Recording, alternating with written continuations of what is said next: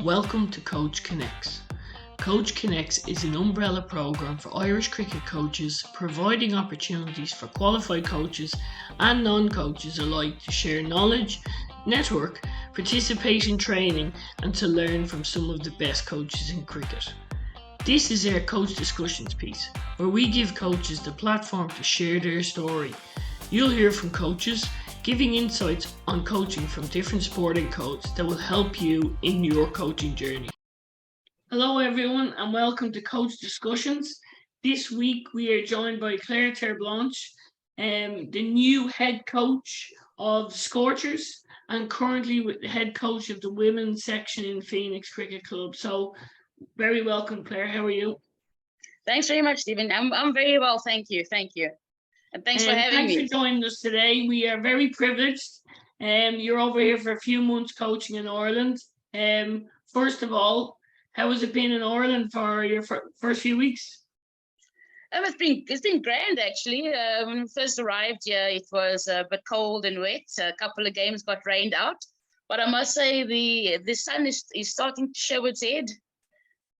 Oh, that's great to hear. And here we're set for a long weekend of sun, so hopefully you can get loads of cricket coaching in and loads of games in as well. Hopefully, anyway. So in terms of coaching, if you don't mind me starting with not a toughie, but in terms of coaching, if we ask you to define what is coaching, what would it be in your words? In my words, I feel coaching is a space where I'm allowed to teach people and grow people and also learn from people that I'm coaching, be it youngsters all the way through to senior national players, all along that spectrum. I find that coaching is a space where knowledge can be imparted, knowledge can be gained, and growth is continually taking place through lessons learned, mistakes made. It's such a special place to be coaching, because you deal with people and you can help mold a generation actually into better human beings, if I can put it that way. Yeah, so coaching is definitely a space where it means the world to me. Brilliant, that's great to hear. So let's take you all the way back. So born in Port Elizabeth in South Africa, is it a big cricket area, or what was your first love? Oh no, definitely cricket was my first love. I was playing cricket with my cousins. I was the only female out of the cousins, and we were playing cricket in the backyard, in the garden. So cricket was really my first love. I think I picked the bat up when I was 5 years old, and just ran with it. That's fantastic. That's fantastic. And in terms of your playing career, then, so starting at 5 years of age in the back garden, how long have you been playing cricket then? If we count from 5 years old, a pretty long time. I started playing at school. We call it grade 1, so I was about 7 years old when I started actually playing Baker's mini cricket. It's like softball cricket. It's called KFC cricket, mini cricket now. And then from there, just moved up the ranks, to under 11, under 13. There wasn't really any girls cricket around, so we played with the boys. All the way into high school, and then when I was 14 years old going to high school, there was a girls cricket team at that school, so I played both boys and girls cricket during high school, and then obviously as I progressed through into university, it was senior cricket and things like that. So that's kind of my playing journey, and now I'm playing for Phoenix. Yeah, fantastic. So in terms of your development, so you played mixed with the boys and the girls up to and including under 14s. How do you think that shaped your playing development?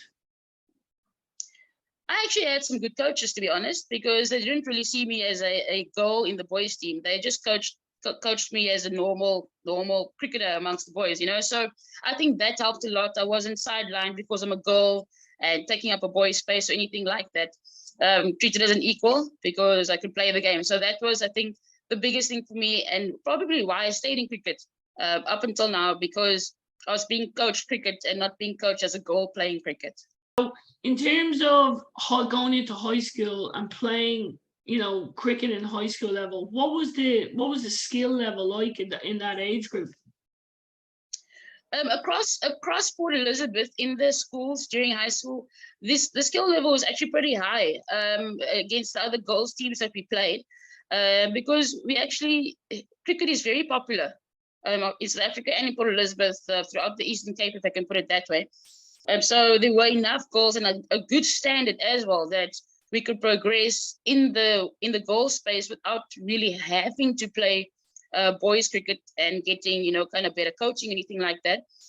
So that was good because there was no distinction between the two, if I can put it that way, because the standard was a really, really good level. That's fantastic to hear. And you've touched on there that you had some really good coaches coming through at underage level. Do you mind sharing what made them good coaches? Yeah, so I think they didn't just coach the skill; they coached the person as well. And they took into consideration personality, the way different people do things differently, and they didn't try and just bombard you with their way of coaching or kind of my way or the highway approach. I enjoy an approach like that myself today. So having that around and just allowing people to grow within their strengths and coach to help coach the weaknesses to be better, you put it that way. That's the way I enjoyed being coached, and that's the way I kind of come across today as a coach, I believe. That's fantastic to hear. And then in terms of your development as a coach, what would be your philosophy? You've touched on person-centered coaching. So what is your philosophy? So it's very much a person-centered coaching philosophy. It's evolved through the years as I've coached more, and yeah, I've literally just put it down to just be kind. So my coaching is a coaching of kindness because it just encompasses everything as a human being. That like my words and how I get that across would need to be kind in order for the person that I'm coaching, to understand where I'm coming from, to understand what needs to be done, and kindness just brings about trust. And kindness just, it gets people closer to you to help them move forward and help them grow. So you're really focusing on the person and the skill. So like I said, my coaching philosophy is a philosophy of kindness, just because it encompasses everything that needs to be done in a person-centered coaching style. Fantastic value to have. Thanks for sharing that piece, Claire. So in terms of coaching, so obviously you're playing high school level, you made it all the way to playing for South Africa, which is amazing to represent your country. What did you enjoy most about playing cricket at a young age that brought you all the way through to the top level? Gee whiz, I had so much fun. That was the main thing. Even when I failed, it happens. I just need to do better. It was just always fun. I really enjoyed being on the field. I enjoyed being with my teammates. Like I've said before, like I enjoyed my coaches so much, and that environment that the coaches create within the team as well. The team environment is so important because it kept me coming back. Because it was fun and because we worked hard and because we were competitive, but it wasn't all about winning. So that was a big thing for me as well, I think, as a player. Everybody enjoys winning, but it wasn't the be all and end all. Brilliant to hear. And then in terms of your playing career, batting, bowling, and then occasionally wicket keeping, what was the most enjoyable aspect for you in terms of those different positions? I think, throughout my career, I wasn't always wicket keeping. So I kept wicket to the later part of my career because we needed somebody to stand keep. And I was like, okay, I'll do it. And I got into it and I really, really enjoyed it. But my favorite fielding positions is actually at point and on the boundary. I used to love it. And then I, bowled a bit of off spin. And as I was opening the batting and probably in the top four of the batting. So throughout my career, that's how it kind of evolved. I used to open and then I dropped down to four to kind of take control of the middle order, and then moving to wicket keeping. It was easier to captain from that point of view as well. So yeah, that's how that evolved. Fantastic. And then you've just touched on it here. So in terms of captaining, were you captaining the whole way through your career, or was there a certain period where you were given the captaincy? And what was your biggest learnings from that you've brought into coaching? Yeah, I think I've been told that I've always had a leadership quality about me. So but it's because I'm so people centered, and I think it's a great leadership quality, because if you take care of the person's going to take care of you as well, especially on the field. And then I started captaining in my high school. And then when I got into EP, probably a couple of years later, I started captaining there as well.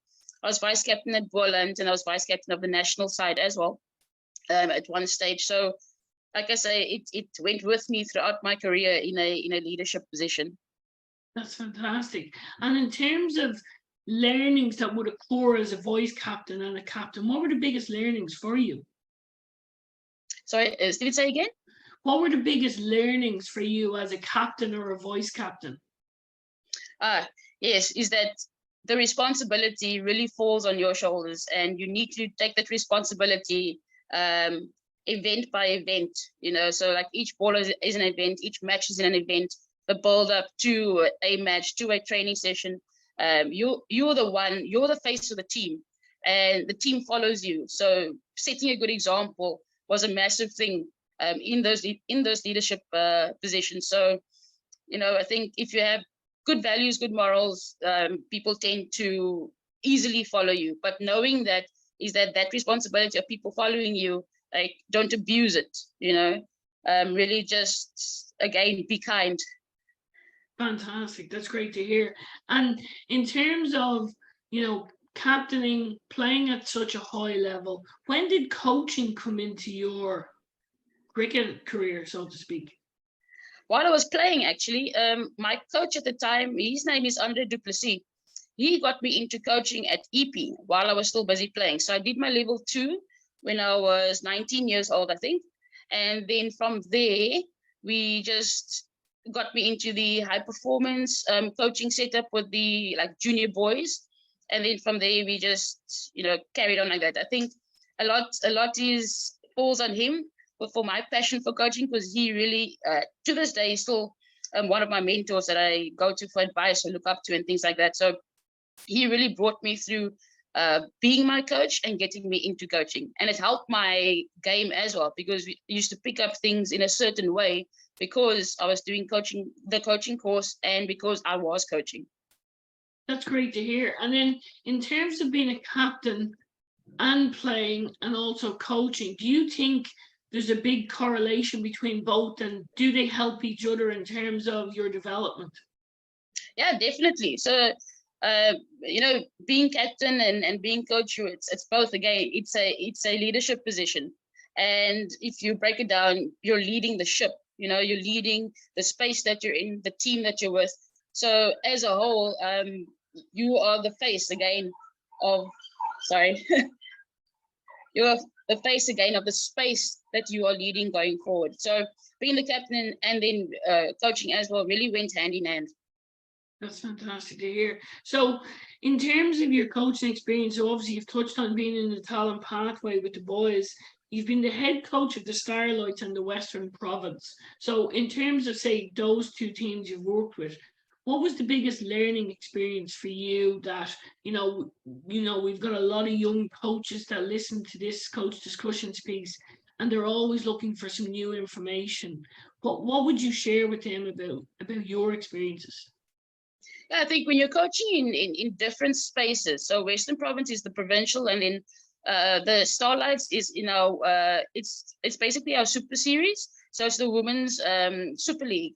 And it's a T20 competition. I think as a coach, adaptability is key, because you work with different players from different provinces in the Starlights team, whereas the Western Province team is a team that I've picked, send out the squad and things like that. We work with all year through.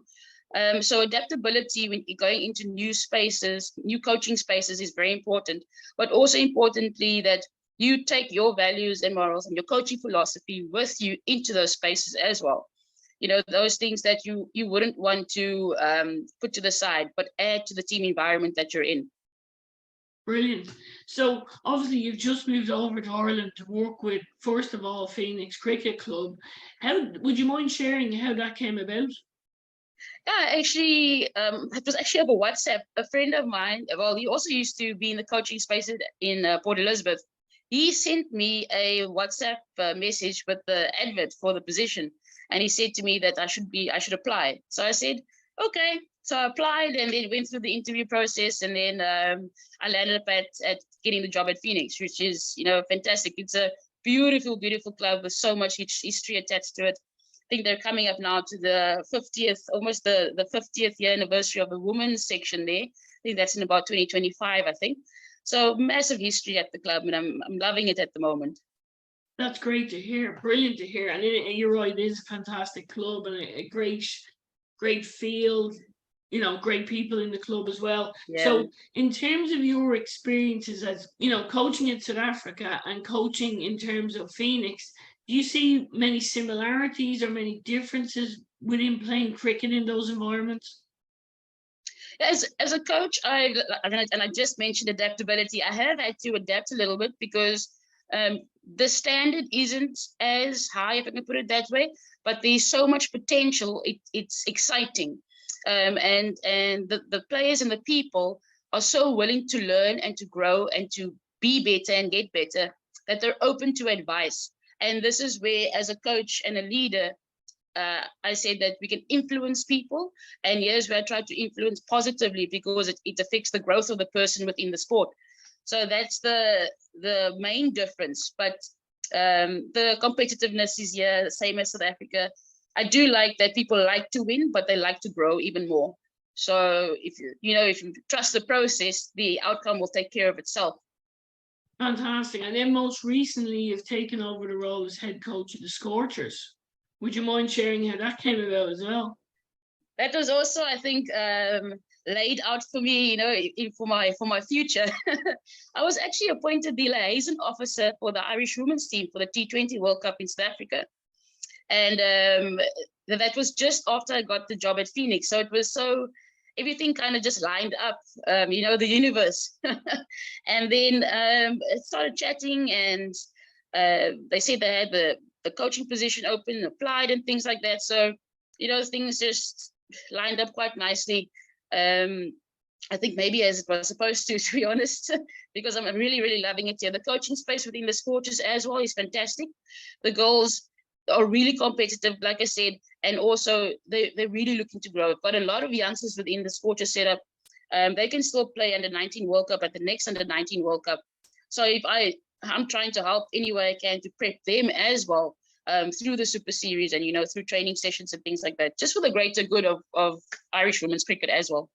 That's fantastic to hear. And obviously, you would have met Glenn when they were in South Africa, when you were the liaison, and you've now taken over for Glenn. Did you guys, have good discussions in terms of you succeeding him in the role and continuing that development?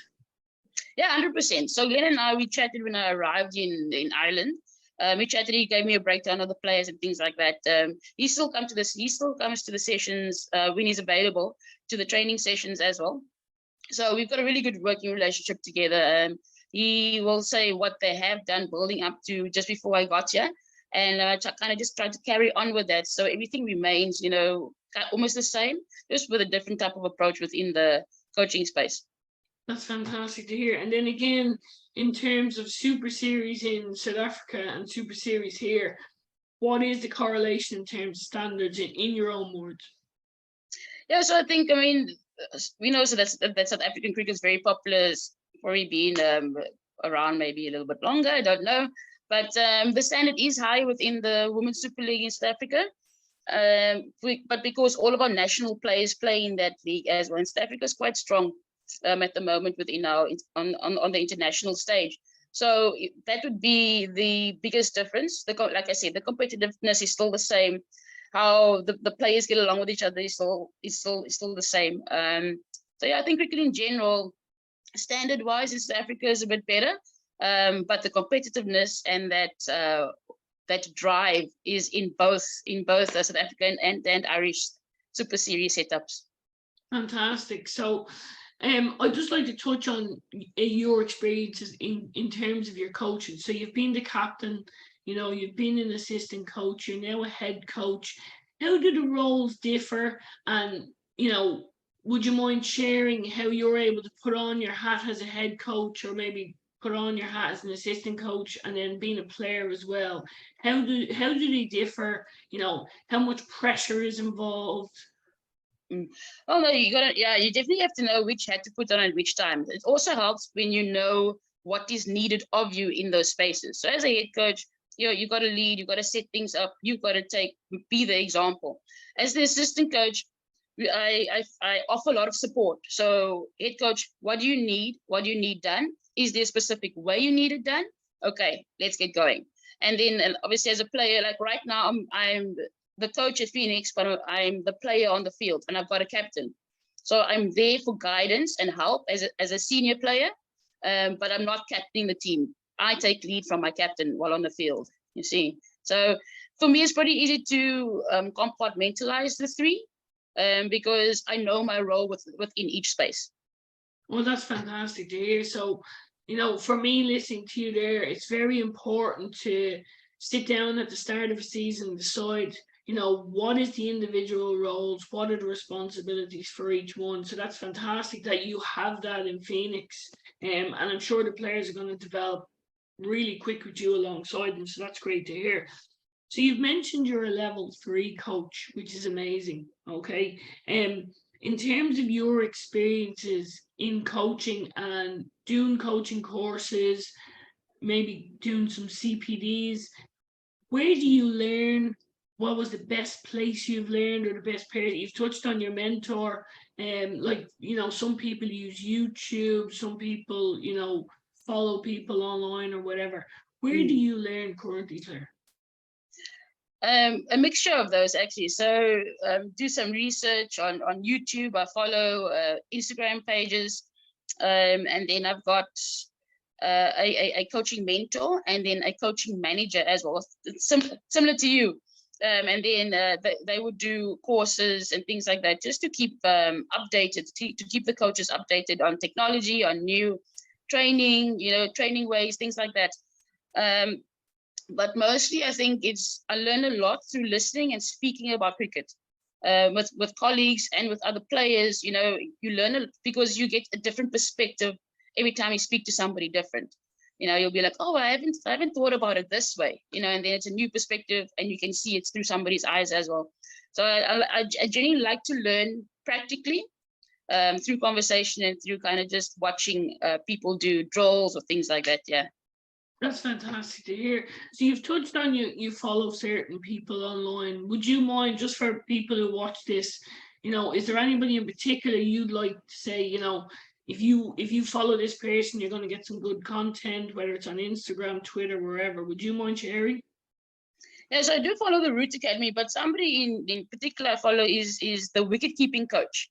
He's got a few brilliant drills that he does, and you can transfer that into fielding. It's not just for the keepers. So I take some of his wicket keeping drills and we do it as fielding drills, because the inner ring is basically the same. And then there is one more that I follow. Oh, Stephen Jones. He's the fast bowling guy for, I think, Rajasthan Royals. I follow his Instagram page because he's got some interesting things, but a little bit more scientific if anybody is into that. So he breaks it down more scientifically and biomechanically, where the wicket keeping coach will give you drills and practical things to do with players that can be transferred into the fielding setup. Yeah. That's fantastic to hear, and thank you for sharing those, Claire. And I'll add them to the end of the Air Coach discussion for people to see the links to them. So thank you for that. In terms of obviously where you've been learning and how you're developing as a coach. So over the next few months, you're here in Ireland. You've got Phoenix, you've got Scorchers.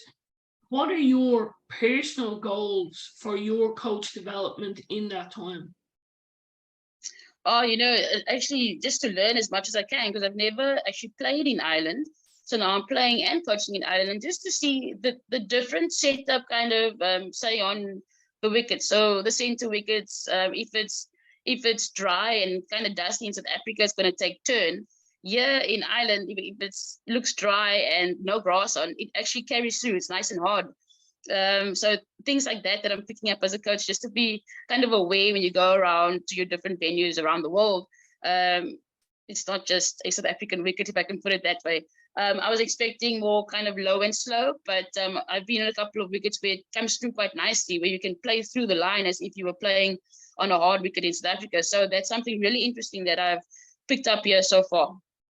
That's really interesting to hear. So thank you for sharing that. So in terms of your playing experience, you've played across different positions. So that obviously lends itself very well to you as a coach now, having the wicket keeping, the bowling, the batting experience. What would you say to coaches who are just starting off their journey? You know, they might have played as a younger person, they might have only played in one fixed position. How would you encourage them to develop their all-round coaching? Yeah, I think I would say don't be afraid to ask for help and to ask questions, because I still do it, because I wasn't as an example, I wasn't a fast bowler, I wasn't a seam bowler. So I would go to my coaching colleagues that in their career they did bowl seam and they're coaching currently. So I would go to them and ask for advice. I'd maybe take videos and show them, and then they would give me a couple of drills to do with the players. And I mean, never be scared or shy or embarrassed to ask for advice, no matter what level coach you are. That fantastic, fantastic information there for coaches coming through. And just before we finish up, obviously you're with us till the end of the season here in Ireland, and then I think you're heading back to South Africa. Then, where in terms of your coaching are you going in September? Have you anything lined up for yourself? Yes, I'm going back to South Africa, back to Cape Town. So I'm going back to coaching the Western Province women's team. We've actually just kind of sent our squad names through for discussion. So that's where I'm doing my cricket coaching for the next season. Hopefully coming back after that. Kind of have from a summer to a summer. That's fantastic to hear. And obviously, you've had an awful lot of success with Western Province in 2021-22 season, coach of the year. So over the next, 12 months, what are your goals for here in Ireland, back in South Africa? Not just your development, but your goals as a whole. Yeah, I just kind of do my thing, to be honest. Just because, again, focus on my processes as a coach, because I can't select myself kind of to be in an international coaching role or anything like that. That's an outcome that I can't control. But if I get everything in place and I can do everything from my side well, and just get develop players, getting players through the pipeline into the emerging, into the academy, into the international space. I feel I'm actually quite happy when I'm doing that, because again, it's about the growth of the players, and I never want to take that away from players, and then if that can happen in South Africa and here in Ireland, I'd be probably one of the happiest coaches on the planet. That's brilliant. Absolutely fantastic insights in there, Claire. So you've touched on it, possibly working at international level again. Is that your big goal? Maybe to possibly be the head coach of South Africa in the future, or maybe come work within the talent pathway, or be a future coach of the Irish women's team, for example. What is your dream job or dream role in coaching? Yeah, I think ultimately many coaches want to end up coaching an international team. And I've always said to myself that I don't want to put myself into a box to just have the idea of only coaching for South Africa at an international level. My mindset is that I'd like to be an international coach. That's brilliant. Fantastic. Well, listen, Claire, first of all, thank you for joining us on Coach Discussions today. We're so lucky and privileged to have you here in Ireland for the summer. We look forward to seeing the Scorchers develop. I very much look forward to seeing how Phoenix develop in the coming months. We'll get to see it play as well. The future is bright under your leadership. Thank you for sharing your key values. Claire Terblanche, thank you so much for joining us. Thanks so much for having me, Stephen. Really appreciate the invite. Cheers. Thank you, Claire. I hope you enjoyed today's coach discussion. If you would like to share your coaching journey, log on to cricketprograms.com/Coach Connects and sign up today. Here are the social media recommendations discussed in today's coach discussion.